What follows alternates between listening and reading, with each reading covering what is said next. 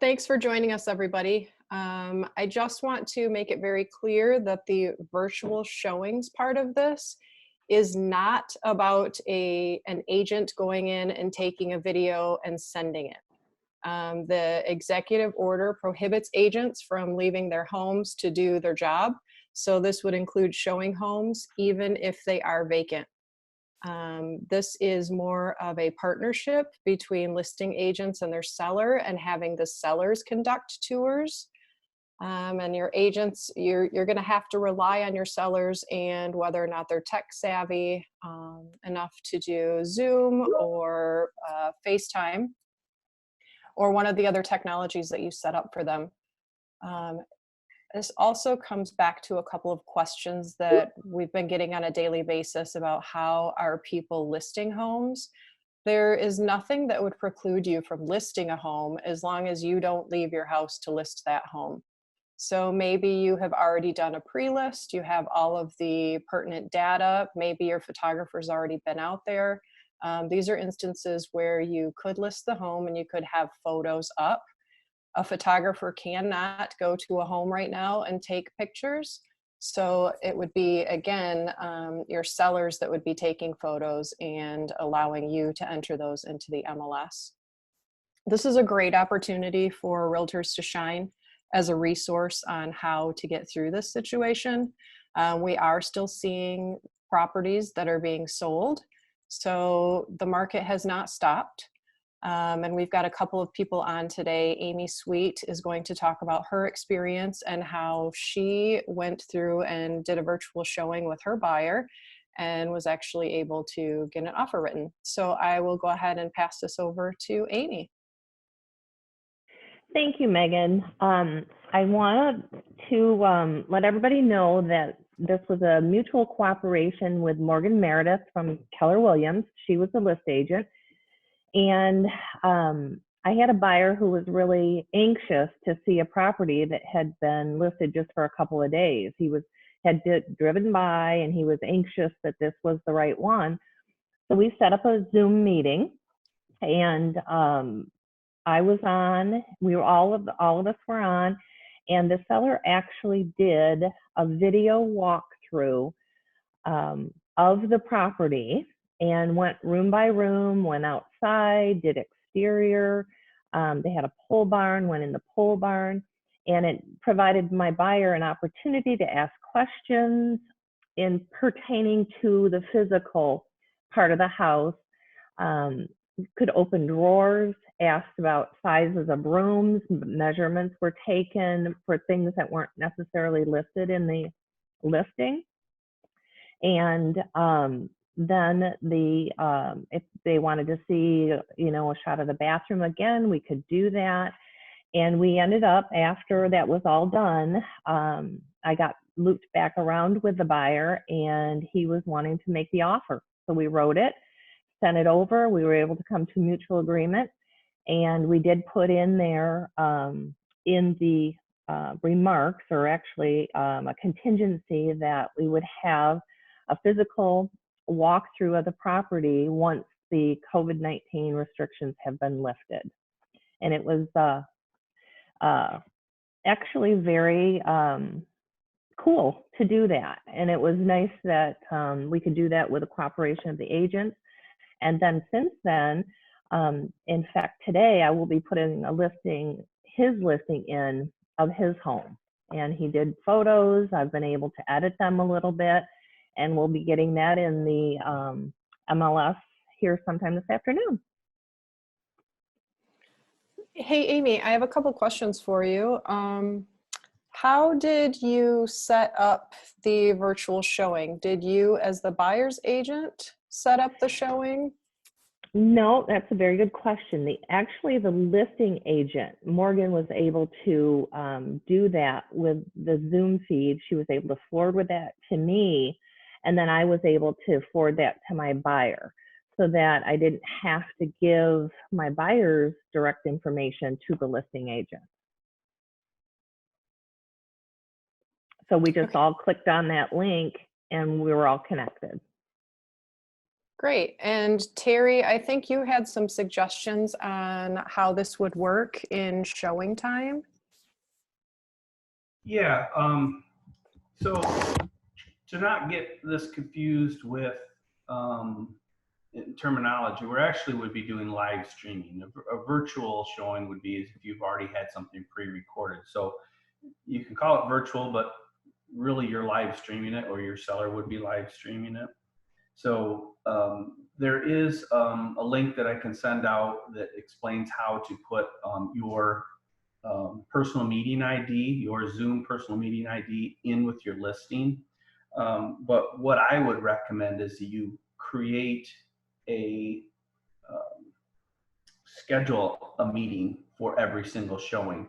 That way you're not using your personal meeting ID, your Zoom personal meeting ID for every single showing, because potentially you could have multiple showings at the same time. So you really want to schedule an individual Zoom meeting for each showing. And when you do that, what you're going to do is you're going to schedule it with your seller so they're aware of the date and time, which that could be done through showing time. But you'll want to create a scheduled meeting within Zoom and then share that with the seller, share it with the buyer's agent, and instruct the buyer's agent to share it with the buyer. And the seller is the one that's going to be doing the touring.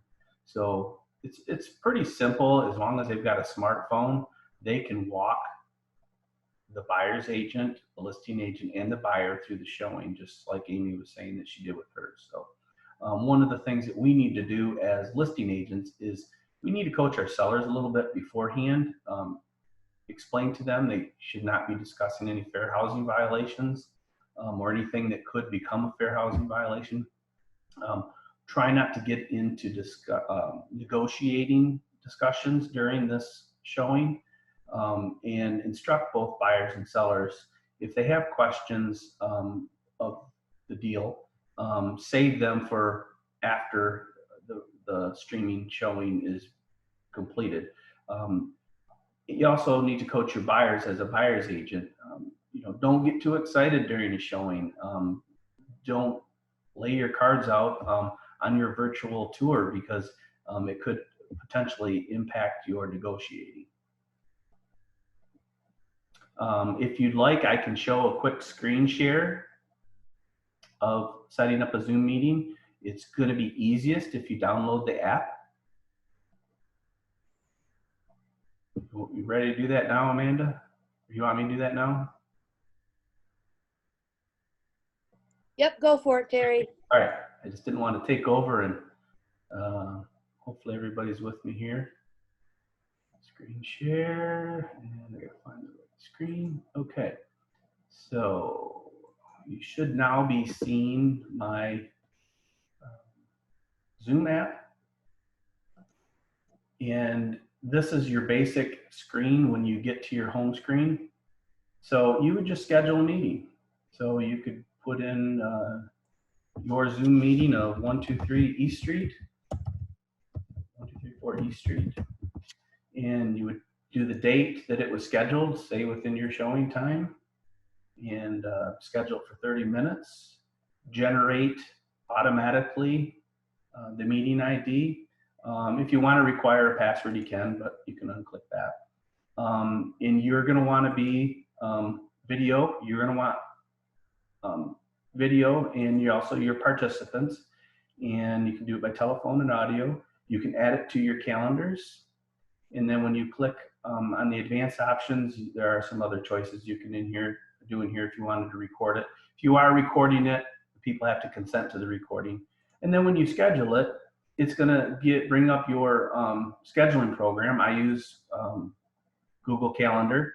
So just go through the clicks, and it will allow you to now set this showing up in your calendar. Then you could add your guests there on who is going to be joining your showing. And then this Zoom link over here to the left is what your buyer's agent can now share with your buyer.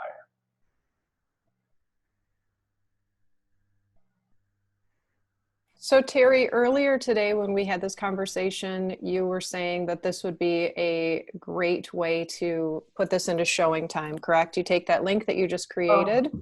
Well, yes, but you're going to have to create that for each individual showing.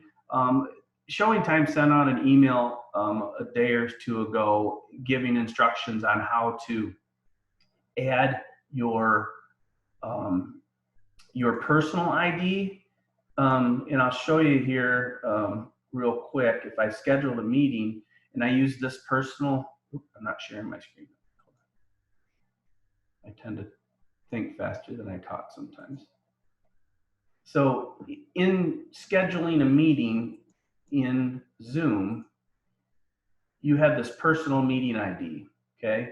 That is what the showing time instructor was saying. You could put this in your listing or in the showing time of your listing. So if someone did a show and go scheduling or just a regular scheduling of a showing, that buyer's agent would then get this personal meeting ID. I don't think that's a good idea to use that personal meeting ID because that is going to be for every single showing. So you could potentially have 2 showings at 2 o'clock tomorrow on 2 different houses. And if you use this personal meeting ID, you'd end up having 8 people or 10 people logging in, and they're going to be seeing different houses. So don't use your personal meeting ID for this unless you've only got one listing that's going to be used. So you're going to want to have it generate a meeting ID for every single showing, and then you're going to share that meeting ID with the clients for that specific showing for that specific time.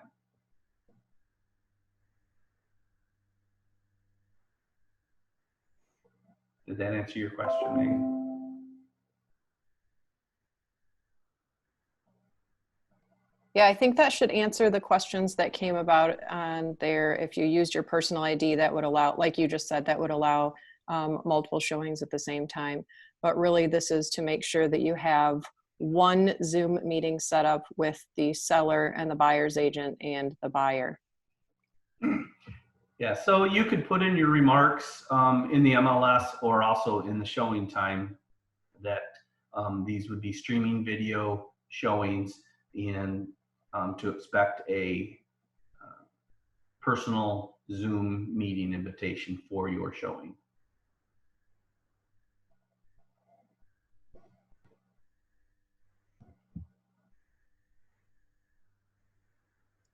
And quick note about Zoom, if you're using a free account, you are limited to 40 minutes.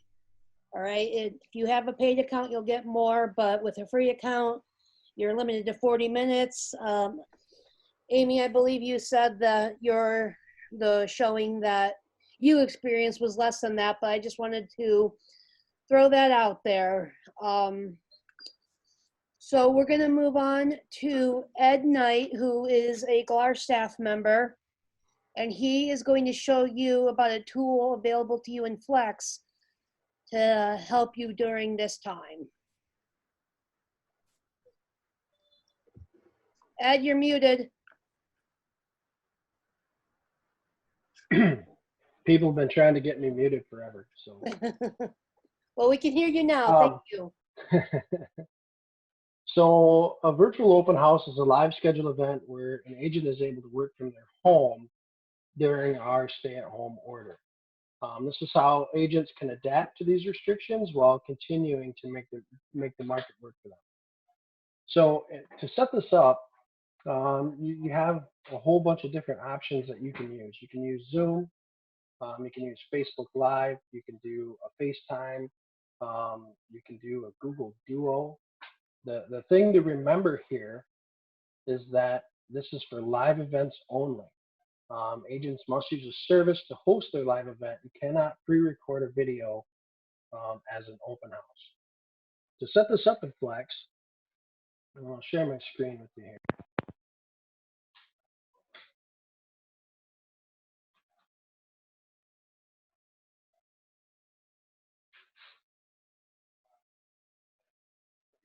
All right. So to set this up in Flex, what you're going to do is you go ahead and edit your listing. And then in the open house under the scheduling marketing activities. Under open house, you just click there and click add. Now from this screen here, you can see that, and this is typically the way that you would set up any other open house, right? So you click this here, and as you can see right now, we have this set to where the only virtual is the only option that's available. So the link text is here. This is what's going to show up in your link. So you can put this as you know, or as the address, or however you want to do that. So we'll just put in 428 Academy. And then in the link URL, you're going to put in whatever you're using to host this meeting, right? So we'll just put Facebook Live just for general purposes, right? So then, you know, again, you fill this out just like you would any other open house. We'll schedule that for the 31st, and because we're limited on the time for the free account, we'll just go ahead and make it for 40 minutes, and then you just click next. Oh, there we go. Click next, and there it is. So, and that really is it.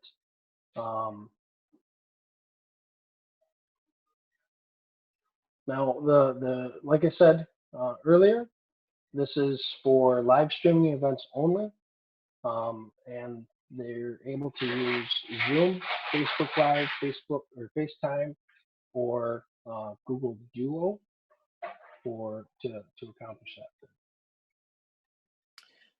So these links, just like a typical open house, will be going out to all of the syndication sites, and it will show the time of your open house and the link. So if you've decided to do FaceTime Live or Zoom, the link for that meeting will go out in syndication. The interesting thing about doing this is that, again, your seller would be the one that would have the video opened.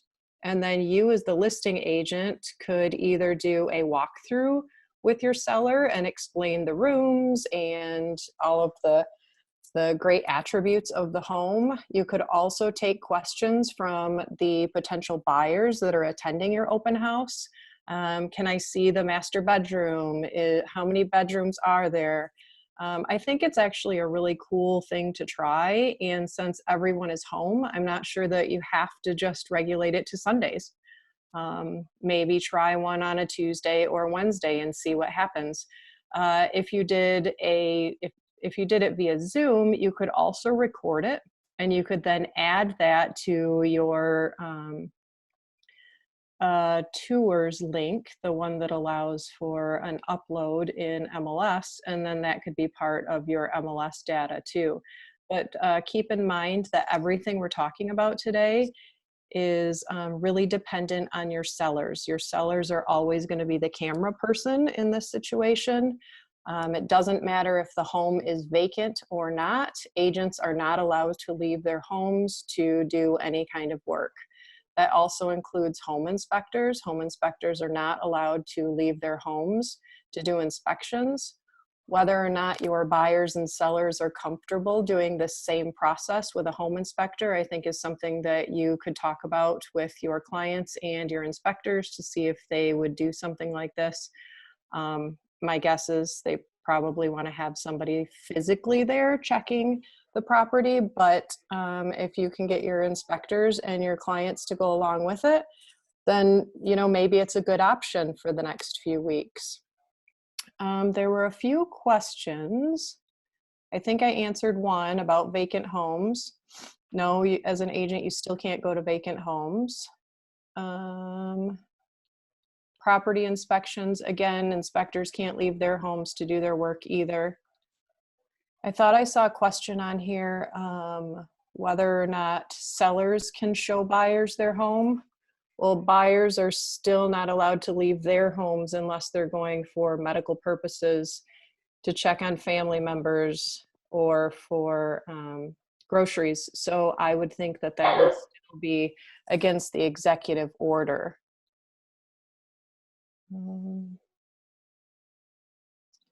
It's my understanding that appraisers are working under different orders, and we are going to have an appraisal panel on Thursday talking about what they can and can't do. So if you stay tuned to Thursday, those appraisers will go ahead and give you an update on what they can or cannot do. Amanda, did you have any other questions that you saw come in? Yeah, it looks like one came up, but Terry already addressed it. But it's not available to all attendees, so I will repeat it. And Megan, you can chime in on it if you'd like as well. Question is, can sellers and buyers be muted during a video tour? Then after the tour is over, questions given to listing and buyers agents to address. And Terry said, yes, if you're the host, you'll have control of the Zoom meeting. I didn't know if you had anything that you wanted to add to that, Megan? I think that that would be something good for Terry and Amy to address. You know, what should you prompt your sellers to say, not say? What should you tell your buyers to say or not say? So I'm going to let Amy and Terry answer those questions. I was just going to say it's really, really important that we coach our client, whether it be the seller or the buyer, well before we have the Zoom meeting. In fact, if you have the seller, I'm doing a practice run with them, and, you know, so that he can walk through and show the house and point out some things that I would like him to highlight, because we all know that sometimes sellers talk way too much. And so it's really important to coach well in advance. Terry? And I would reiterate that same thing. We need to communicate with the buyers and sellers that this streaming video is a walkthrough just so you can view it. Don't get into any negotiations on the computer or on your phone. Make sure if you're asking questions about the home, you know, ask them politely. You know, don't ask them to show all the video inside their bedroom closet. You know, so there's certain things, and I think most people will know what's appropriate and what is not appropriate. But we got to have that conversation with our buyers and sellers that the meeting is not to negotiate a transaction. It's to see the best that you can of the house and under the circumstances that we have.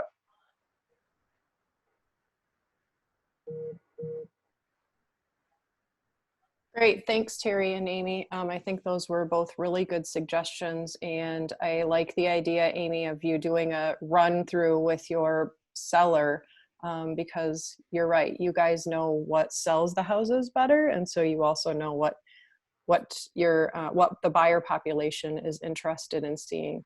I keep getting questions about vacant homes.